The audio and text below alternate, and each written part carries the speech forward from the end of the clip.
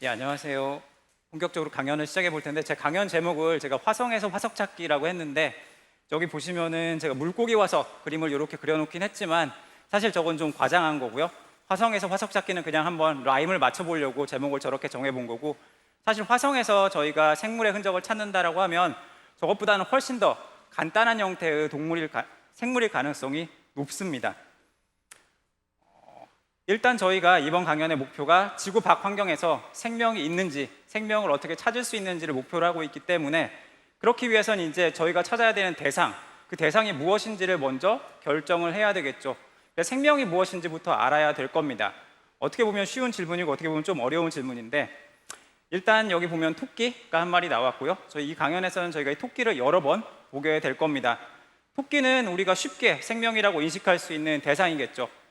근데 조금 더 과학적으로 표현을 해보면은 저희가 생명이다라고 이야기했을 때 이런 대상들은 몇 가지 특징들을 가지고 있습니다. 여기 보면은 뭐 복잡하지만 규칙을 지닌 구조, 뭐 주변 환경에 대한 반응, 성장과 번식, 물질과 에너지를 이용, 그리고 유전 물질, 이런 특징들을 가지고 있는데, 그래서 이 사진과 이 특징을 보면은 생명이라는 걸 굉장히 쉽게 정의할 수 있겠구나라고 생각을 할 수 있습니다. 그런데 꼭 그렇지만은 않고요. 보면은 뭐 토네이도 아니면 광물과 같은 물질을 생각을 해보면 이것들도 주변 물질과 반응을 하고 물질과 에너지를 이용을 하고 또 커가기도 하고 주변 환경에 반응을 해서 성분을 바꾸기도 합니다. 그러니까 어떻게 보면 생물과 특징을 공유하고 있다라고 얘기를 할 수가 있는 거죠. 반대로 얘기를 해보면 바이러스, 라이거 같은 생명체들은 통상적으로 이야기를 했을 때 생명이다라고 받아들일 수 있는 대상들이긴 하지만 자세히 뜯어보면 조건 하나를 만족하지 못합니다. 스스로 번식할 수 있는 능력을 가지고 있지 않기 때문에 그렇게 보면 또 생명이 아니다라고 이야기를 할 수가 있는 거죠. 그럼 저희가 과연 지구 밖에서 생명체를 찾고자 할 때, 화성인을 찾고자 할 때 어떤 기준을 가지고 이게 생명체라고 이야기하고 무엇을 찾아야 되는지에 대해서 조금 더 고민을 해볼 필요가 있습니다. 그러니까 행성 입장에서 생명체가 어떤 의미를 가지고 있는지를 생각해 봐야 할 필요가 있고요. 아마 교과서에서 배우셨겠지만은 지구 시스템, 지구를 놓고 봤을 때 크게 4가지 권역으로 나눠서 이야기를 합니다. 뭐 직권, 수권, 그리고 기권으로 나눠서 이야기를 하는데, 이 3가지 권역과 같은 경우에는 물성도 다르고 서로 다른 공간적인 분포를 가지고 있습니다. 그런데 나머지 하나 남아있는 게 생물권인데, 생물권과 같은 경우는 사실 그런 특징을 가지고 있지는 않습니다. 실제 직권, 수권, 기권에 섞여 들어가 있고요. 그리고 생물하면 저희가 가장 먼저 떠오르는 건 물이 될 텐데 물이 가장 많은 부분을 차지하고 있죠. 그래서 생물에 들어가 있는 물의 양이 사실 지구 전체로 보면은 굉장히 보잘것없는 양입니다. 양적으로 봤을 때 생물권이 그렇게 특별한 존재가 아니라는 거죠. 물 말고 다음으로 중요한 물질을 생각해 보면 유기물을 생각해 볼 수가 있는데, 유기물의 가장 중요한 원소가 탄소죠. 탄소 같은 경우에 생물권에 포함된 탄소가 약 10의 18승그램. 숫자만 보면은 굉장히 많은 것처럼 보이긴 합니다. 그런데 다른 권역에 포함되어 있는 탄소가 얼마인가 확인을 해보면 퇴적암에 포함되어 있는 탄소, 생물권에 포함되어 있는 탄소의 50배입니다. 그러니까 아무리 이리저리 따져봐도 양으로 봤을 때 생물권은 굉장히 보잘것없는 존재다라고 생각을 할 수가 있는 거죠. 그럼에도 불구하고 저희가 왜 생물권을 하나의 권역으로 따로 이야기를 하느냐, 그 답이 아마 저희가 찾고자 하는 생명의 정의와 맞닿아 있을 겁니다. 다시 한번 여기 토끼가 나왔고요. 토끼가 가장 열심히 하는 일, 이게 뭘까 저희가 생각을 해보면 먹고 숨쉬고 그런 일을 가장 열심히 할 겁니다. 호흡이 토끼가 가장 열심히 하는 일에 해당이 될 거고, 이걸 조금 더 과학적으로 표현을 해보면 이런 화학 반응식으로 정리를 해볼 수가 있습니다. 뭐 앞에 나와 있는 건 유기물을 그냥 간단하게 표현한 식이 될 거고, 유기물과 산소를 반응시켜서 이산화탄소와 물을 만들어내는 반응을 하는 거죠. 에너지 관점에서 살펴보면 유기물과 산소가 가지고 있는 에너지가 이산화탄소와 물이 가지고 있는 에너지보다 큰 에너지를 가지고 있습니다. 그러니까 토끼는 이 반응을 통해서 이 에너지 차이만큼 에너지를 얻어낼 수가 있고, 이걸 가지고 운동도 하고 번식도 하고 살아가게 되는 거죠. 그런데 여기서 한 가지 더 생각해야 되는 거는 이 반응, 산소와 유기물이 이용돼서 이산화탄소로 바뀌는 반응은 사실 토끼가 없어도 일어날 수 있는 반응이긴 합니다. 그냥 유기물 공기 중에 오래 놔두면 CO2로 산화가 될 거거든요. 그러면 과연 여기서 토끼가 하고 있는 역할은 무엇일까?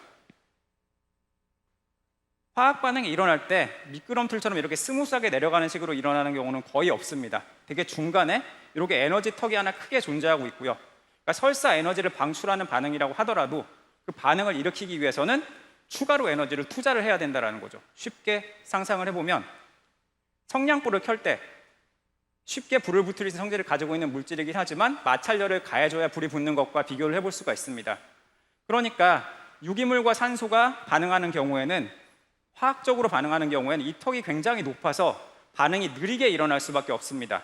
토끼의 역할은 그러면 뭐냐면 이 턱을 낮춰주는 역할이 토끼의 역할입니다. 그러니까 토끼의 역할은 지구 입장에서 봤을 때 탄소와 산소의 순환 속도를 빠르게 가속시켜주는 역할을 토끼가 하고 있다라는 거죠.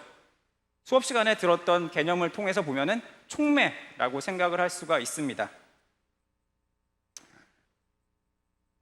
이 사진에서 뭐 토끼만 생물은 아니죠. 이 뒤에 보면은 풀도 있습니다. 풀도 생물이고요. 풀도 비슷한 일을 하는데 풀은 이제 반대의 역할을 하는 거죠. 태양 에너지를 가져와서 이산화탄소와 물을 유기물로 바꾸는 역할을 합니다. 조금 더 복잡한 촉매, 광촉매라고 저희가 생각할 수가 있을 거고요.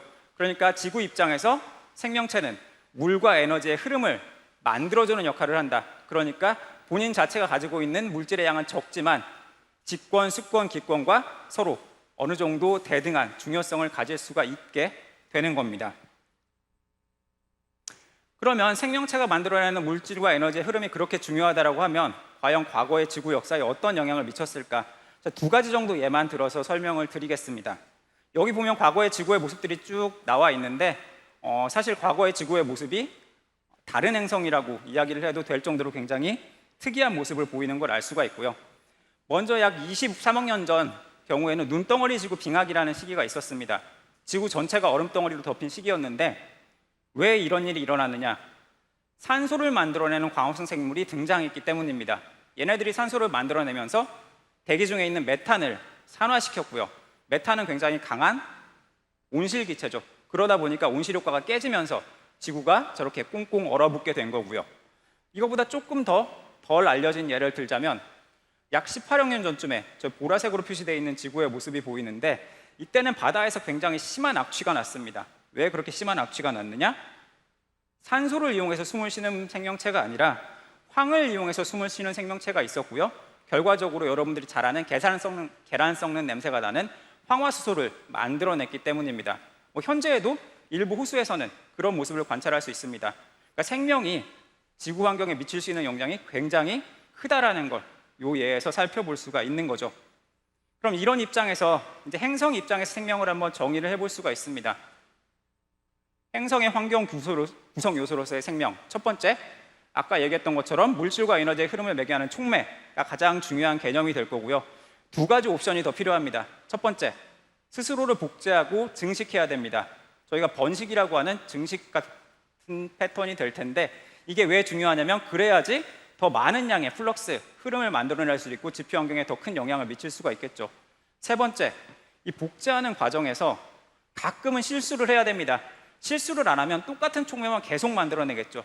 가끔 실수를 하면 조금 다른 촉매를 만들어낼 수가 있고 그러면 지표 환경에서 일어날 수 있는 반응이 다채로워질 수가 있습니다. 그래서 이런 조건들을 갖추면 이제 행성 입장에서 생명이다 라고 이야기를 할 수가 있을 거고 지구 입장에서 보자면 생물학적인 탄소 순환이 지구의 생명체가 존재하는 강한 중요한 증거가 될 수가 있습니다. 그러면 이제 이걸 지구가 아닌 다른 행성에서 어떻게 찾을지 생각을 해봐야 되는데 화성으로 넘어가 보도록 하죠. 화성, 현재의 화성, 과연 어떤 생명체들이 어떤 일을 할 수 있을까 생각을 해보면 그렇게 녹록한 환경은 아닙니다. 앞에서도 여러 번 설명이 나오긴 했지만 굉장히 춥고요. 그리고 대기가 거의 존재하지 않습니다. 또 액체 상태의 물도 거의 존재하지 않고요. 앞에서도 얘기가 나온 것처럼 자기장이 존재하지 않기 때문에 태양풍의 영향을 직접 받게 됩니다. 그러니까 저희가 알고 있는 지구 생명체가 화성에 지금 살고 있다는 것은 상상하기가 어려운 거죠. 그러면 화성에서 생명 탐사를 할 때 어떤 방향으로 우리가 시각을 보아야 되는가? 이것도 두 가지 방향을 한번 생각해 볼 수가 있습니다. 현재의 화성이 생명 활동에 적합하지 않다라고 하면 과거 어느 시점인가의 화성은 적합하지 않았을까? 과거의 생명 활동 개념에서 접근을 할 수가 있고요. 두 번째는 지구의 생명이 현재의 화성에 적합하지 않다라고 하면 지구와 같은 생명이 아닌 다른 종류의 생명체가 화성에 적합하지 않을까도 생각을 해볼 수가 있습니다. 먼저 그러면 과거의 화성부터 알아보도록 하죠. 김영희 교수님 그리고 우두성 교수님 강연에도 여러 번 나왔는데 과거의 화성에는 물도 있었고 대기도 있었습니다. 그러니까 당연히 생물이 살 수 있었을 가능성이 충분하죠. 과거에 살았던 생명체들을 그럼 어떻게 알아볼 수 있을까? 아마 여러분들 잘 알고 계실 겁니다. 지구에서도 과거에 살던 생명체를 연구하기 위해서 쓰는 방법들이 몇 가지가 있죠. 가장 먼저 떠올릴 수 있는 거는 화석, 삼엽충이나 공룡 화석 박물관에서 많이 보셨을 겁니다. 그런데 말씀드렸던 것처럼 화성에서 이렇게 복잡한 생명체가 살았을 가능성은 그렇게 높지는 않고요. 이제 단순한 생명체를 알아봐야 되는데 미생물이 있습니다. 미생물도 화석은 남깁니다. 남기는데 눈에 보이지 않으니까 찾기가 어렵겠죠. 그리고 설사 찾았다고 해도 미생물들은 다 사실 생긴 게 거기서 거깁니다. 그렇기 때문에 모양만 가지고 얘네들이 어떤 일을 하는 미생물인지는 알아내기가 굉장히 어렵고요. 그래서 다른 종류의 화석을 이용하기도 합니다. 화학적인 화석, 어떤 특정한 생명체만 만들어내는 화학 분자가 있다고 하면 그걸 저희가 화학적인 화석으로 이용할 수가 있고 얘네들이 무슨 일을 했는지 알아낼 수가 있겠죠. 이런 걸 저희가 바이오마커라고 이야기를 합니다. 이런 도구들을 이용을 해서 과거에 화성에 생명체가 있었는지 알아볼 수가 있겠죠. 그런 시도들이 있었고 여러 가지 희망 고문에 해당되는 사건들이 있었습니다. 이 사진은 지구에서 발견된 운석이고요. 운석인데 그 기원은 화성에 두고 있는 운석입니다. 화성에서 온 운석이 그렇게 흔하진 않거든요. 그래서 여기에 굉장히 많은 연구자들이 달라붙어서 많은 연구를 했습니다. 그 중에 생명활동과 연관된다고 생각되는 것들도 몇 가지가 있었고요. 이 사진을 보면은 마디를 지닌 필라멘트 구조가 가운데 보이죠. 미생물이랑 비슷해 보입니다. 그래서 이게 미생물의 화석이 아닐까라는 얘기가 있었는데 여기 스케일바를 보면은 현재 지구에 살고 있는 미생물과 비교했을 때는 너무 사이즈가 작습니다. 사이즈에 문제도 있고 또 여러 가지 실험을 통해서 암석학적으로도 이러한 구조가 만들어질 수 있다는 게 밝혀졌기 때문에 이게 생명의 근거로서는 이제 가치를 잃어버리게 됐고요. 두 번째로 규칙적인 모양을 지닌 자철석의 미세 결정을 관찰을 하게 됐습니다. 근데 지구 환경에서 이런 게 어디서 관찰되나 확인을 해보니까 미생물 중에 자철석을 몸속에 넣어가지고 방향을 잡는 데 이용하는 미생물들이 있습니다. 그 미생물들이 만든 결정이랑 굉장히 비슷하다라는 거죠. 그래서 그런 미생물이 화성에 살았을 수도 있겠구나 라고 생각을 했는데 이것도 계속 연구를 하다 보니까 철을 포함하고 있는 광물이 충격을 받았을 때 자철석으로 바뀌면서 이러한 형태가 나타날 수 있다는 게 연구를 통해서 밝혀졌습니다. 그러니까 이것도 좀 가치를 잃어버리게 됐겠죠. 그 다음에 이제 유기물도 물론 발견이 됐습니다. 근데 유기물이 생명 기원이라는 걸 명확하게 밝힐 수 있는 유기물은 발견이 되진 않았고요. 그래서 여러 가지 유사 흔적들은 관찰이 됐지만 이 운석에서 명확한 화성의 생명 활동의 흔적은 관찰할 수가 없었습니다. 이 세 가지 증거 모두 다 저희가 아까 토끼를 놓고 보자라면은 토끼의 몸을 구성하고 있는 물질의 흔적이 되겠죠. 그 대사작용 자체의 흔적은 아닙니다. 그런데 아까 제가 설명드렸을 때 행성 입장에서 생명체는 생명체 자체보다는 걔네들이 만들어내는 물질의 흐름이 중요하다라고 설명을 드렸고요. 그 흐름을 찾아서 화성에 생명체가 있었는지를 저희가 판단해 볼 수도 있을 겁니다. 조금 더 일반적인 개념의 생명이 되겠죠. 아까 탄소순환 얘기도 했었고요. 과연 그러면 생명체가 만들어내는 물질의 흐름을 어떻게 우리가 알아낼 수 있을까? 동위원소를 이용할 수 있습니다.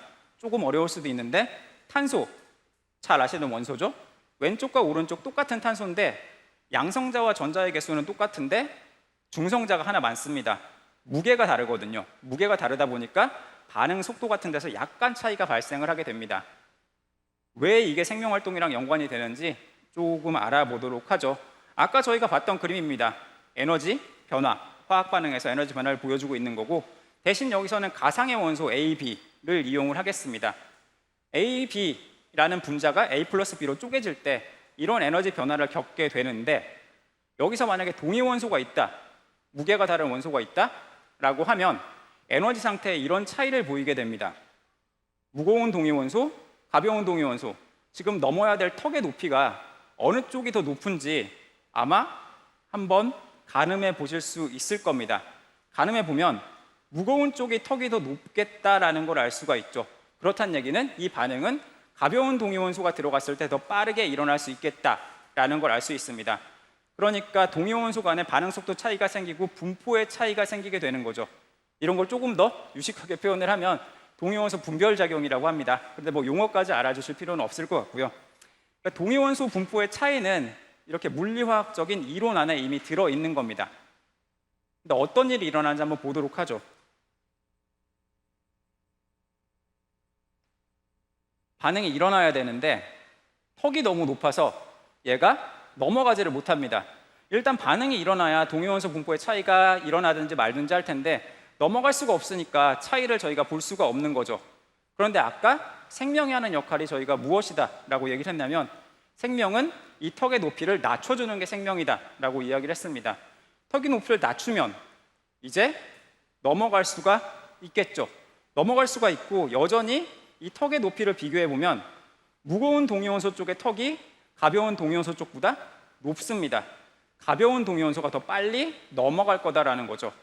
그러니까 동위원소 분별 자체는 단순히 물리화학적인 원리이지만 생명 활동으로 인해서 이게 발현될 수가 있는 겁니다. 실제 이걸 현장에서 어떻게 적용하고 있는지를 예를 한번 보여드릴 텐데 여긴 캐나다에 있는 파빌리온 레이크라고 하는 호수고요. 여기 들어가 있는 미생물 퇴적체의 모습을 지금 보고 계십니다. 얘네들의 동위원소 값을 한번 확인을 해볼 텐데 일단 여기 광합성 작용, 저희가 앞에서 이야기했던 이산화탄소와 물을 반응시켜서 유기물을 만드는 반응이 있고요. 유기물과 이산화탄소의 동위원소 값을 비교를 해보면 이산화탄소에 13이 더 많이 들어있고 유기물에 12가 더 많이 들어있는 걸 알 수가 있습니다. 물론 숫자가 복잡해서 바로 눈에 들어오진 않을 수 있는데 그냥 뭐 저를 믿으시면 별 문제가 없을 겁니다. 아래쪽에 보면 이제 델타 값 조금 이상한 표시가 되어 있는 게 있는데 저게 마이너스 값으로 가면 갈수록 가벼운 동위원소가 많다. 무거운 값으로 가면 플러스로 가면 갈수록 무거운 동위원소가 많다라는 이야기입니다. 결과적으로 지금 유기물에 가벼운 동위원소가 많다라는 이야기가 되겠죠. 아까 저희가 단순한 이 케이스에서 봤던 것처럼 반응이 촉매되는 과정에서 에너지, 배려의 높이 차이 때문에 이런 일이 일어나는 거고요. 생명 활동에 의해서 만들어진 유기물은 대부분 언제나 가벼운 동위원소 조성을 가지게 됩니다. 굉장히 오래된 암석, 38억 년 된 암석에서도 이러한 기록을 저희가 확인해 볼 수가 있고요. 저 탄질 포유물이 생물 기원이다 라고 동위원소 기반으로 주장을 할 수가 있겠죠. 조금 더 다른 반응을 보면은 이번에는 황을 이용해서 숨을 쉬는 미생물들에 대한 사례입니다. 아까 계란 썩는 냄새 나는 생물들에 대한 얘기가 될 텐데 여기서도 보면은 황 같은 경우에도 무거운 동위원소 34, 가벼운 동위원소 31을 가지고 있는데 설페이트 쪽, 반응물 쪽에 무거운 동위원소가 많고 황화수소 쪽, 반응 산물 쪽에 가벼운 동위원소가 많은 걸 알 수가 있습니다. 뭐 숫자로 표시하면 이렇게 되겠죠. 역시 이것도 35억 년 된 퇴적암에서 관찰을 해보면 황철석이 가벼운 동위원소 값을 보입니다. 그러니까 동위원소 값을 가지고 이 반응이 생명에 의해서 매게 됐다라는 걸 이야기를 할 수가 있는 거죠. 화성에서도 놀랍게도 이런 연구가 이미 이루어지기는 했습니다. 게일 크레이터, 화성에 있는 크레이터 중에 하나인데 화성이 아직 대기도 가지고 있고 물도 가지고 있던 시절에 운석이 떨어졌을 때 만들어진 구조입니다. 굉장히 두꺼운 퇴적층이 거기에 존재하고 있고요. 운석이 떨어지면서 암석에 충격을 줬기 때문에 주변에서 약간의 화성 활동도 일어난 지역으로 알려져 있습니다. 물도 있고 에너지도 있고 퇴적암도 있기 때문에 여기에 이제 나사가 로버를 보낸 거죠. 큐리오시티 로버를 보내서 여러 가지 분석들을 해봤습니다. 그 중에 동위원소를 측정할 수 있는 장비도 들어가 있었고요. 동위원소 값을 측정을 해봤더니 여기 보면 아까 우주선 교수님이 설명한 주상도가 나와 있고 동위원소 값이 표시가 되어 있는데 하얀색으로 되어 있는 게 아까 저희가 얘기했던 계란 썩는 냄새 H2S에 해당되는 동위원소 값, 회색으로 되어 있는 게 설페이트, 황산이온의 동위원소 값입니다. 차이가 꽤 나고 설파이드가 가벼운 걸 알 수가 있죠. 그러면 앞서 했던 것과 똑같이 설명을 하면 화성에서 생명활동이 있었다라고 얘기를 할 수가 있을 텐데 아마 그런 뉴스를 보신 적은 없을 겁니다. 과학자들이 이런 데이터를 해석할 때 굉장히 신중하게 해석을 하거든요. 그래서 만에 하나라도 생명활동이 아닌 다른 가능성이 있다라고 하면 생명활동이다라고 이야기를 하지는 않습니다. 그 만에 하나에 해당되는 가능성이 이 그림인데 너무 복잡하죠. 너무 복잡해서 제가 오늘 여기서 설명을 드리기는 좀 어렵고요. 하지만 핵심이 되는 건 이 부분입니다. 따뜻한 지역, 뜨거운 지역이 있었다는 거고요. 아까 제가 계속 턱을 넘느니 못 넘느니 그런 얘기를 했었는데 촉매를 제외하고 또 턱을 넘길 수 있는 방법이 있긴 한데 온도를 높이는 겁니다. 온도를 높이면 또 턱을 넘어갈 수 있거든요. 근데 그때는 동위원소 분별의 크기가 작아집니다. 그래서 저희가 기대할 수 있는 동위원소 값의 차이가 작아지게 되는데 그렇기 때문에 여기에 더해서 몇 가지 반응들을 더 붙여서 아까 그 값을 설명을 하고 있는 거죠. 그래서 아직까지는 화성에서 명확하게 동위원소든 화석이든 생명활동을 지칭할 수 있는 기록이 발견되지는 않았습니다.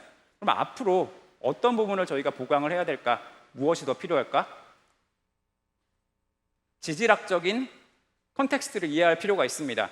아까 이 드레서 친구와 같은 경우도 사실 황철 속의 동위원소 값을 설명드렸지만 여기도 열수 환경이랑 관련이 있거든요. 그럼에도 불구하고 저희가 열수, 온도에 의한 반응이 아니라 생물에 의한 반응이라고 이야기를 할 수 있는 거는 광물학적으로, 퇴적학적으로 봤을 때 동위원소 연구가 된 광물 자체가 저온 환경에서 만들어졌다는 것을 이해할 수 있었기 때문입니다. 그러니까 게일 크레이터도 지질학자들이 가서 조금 더 연구를 한다면 이런 증거를 찾아내서 생명활동의 근거라고 주장할 수도 있겠죠. 두 번째, 조금 더 정밀한 분석도 한 가지 가능성이 될 수가 있습니다. 아까 얘기할 때 32와 34 두 개만 얘기했는데 사실 동위원소가 두 개는 아니라 네 개거든요. 네 개니까 다른 동위원소들을 더 분석을 하면 데이터의 차원을 늘릴 수가 있습니다. 이렇게 3차원으로 늘리면 생명활동과 아닌 일반적인 화학 반응을 더 정밀하게 분리해낼 수가 있겠죠. 다만 문제는 이런 분석을 하려면 좀 큰 장비가 필요합니다. 저희 실험실에 있는 장비인데 이 가스 탱크가 한 사람 어깨 정도까지 올라온다고 생각을 하면 어느 정도 사이즈인지는 아실 수 있을 거고요. 이게 지금 화성에서 활동하고 있는 로버의 사진입니다. 얘를 여기다가 집어넣으면 이거 하나 집어넣고 더 실을 자리가 없겠죠. 그래서 이런 분석을 지금 화성에서 직접 할 수는 없고요. 그래서 나사 과학자들은 샘플을 다시 한국이 아니라 지구로 가져와서 분석을 하는 것을 계획을 하고 있습니다. 지금까지 제가 긍정적인 메시지는 별로 안 드리고 애매한 말씀만 드린 것 같아서 강연을 마무리하면서 희망적인 메시지를 하나 드리려고 하는데 지구의 최초의 생명체가 언제 등장했는가에 대한 연대가 계속 올라가고 있습니다. 물론 모두가 수긍하는 건 약 35억 년쯤 되는데 최근에는 약 40억 년 정도까지 올라가는 논문도 발표가 됐거든요. 이렇게까지 연대가 높이 올라가는 게 과연 인류가 지구 밖의 생명을 탐구하는데 어떤 의미를 가지고 있을 것인가 저희가 좀 고민을 해볼 필요가 있습니다. 이것도 또 두 가지 방향에서 생각을 해봐야 되는데 먼저 지구의 역사가 45억 년이라고 하면 40억 년 된 화석이 나타났다. 단 5억 년 만에 화석 기록을 남길 만한 생명체가 등장했다라는 이야기가 되잖아요. 그렇다면은 다른 행성에서도 생명체가 등장할 수 있는 조건만 마련이 되면은 굉장히 짧은 시간 안에 생명체가 등장할 수 있다는 얘기입니다. 여기저기 생명체가 있을 가능성을 얘기하는 거죠. 만약에 그게 아니라 생명체가 등장하는데 시간이 오래 걸렸다. 5억 년보다 오래 걸린다라고 이야기를 하면 이 생명체들은 그럼 어디서 왔을까요? 지구 밖에서 와서 지구에서 진화했다라고 생각할 수밖에 없을 텐데 그렇게 되면 또 반대로 지구 밖에 어딘가 생명체의 씨앗이 되는 다른 생명체들이 있다는 얘기가 되니까 어느 가능성을 생각을 하던 지구에서 발견되는 최초의 생명의 역사가 계속 올라간다는 얘기는 저희가 지구 밖에서 생명체를 발견할 가능성이 점점 높아진다라는 의미가 될 겁니다. 아마도 여러 가지 분석 능력의 한계 때문에 제 세대에서는 그런 발견을 하기 어려울지 모르겠지만은 지금 강연을 듣고 계시는 다음 세대 과학자들 분들께서 그런 발견을 아마 하실 거라고 저는 믿어 의심치 않고요. 여기까지 해서 오늘 제 강연은 마치도록 하겠습니다. 네, 경청해 주셔서 감사합니다.